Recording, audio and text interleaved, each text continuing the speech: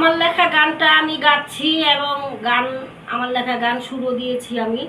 আমার গানের টিচার আমাকে শেখাচ্ছে। শিখার কোনো শেষ নাই, বড় ছোট নাই।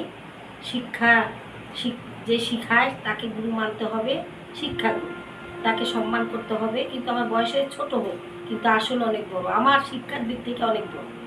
তাহলে সকলে দোয়া করবেন, আমার গানের টিচার জন্য সকলে দোয়া করবেন, যাতে আমি আরও গাইতে পারি, উই আমাকে ভালো করে শিখাতে পারে। জয় গুরু, জয় মুর্শিদের জয়।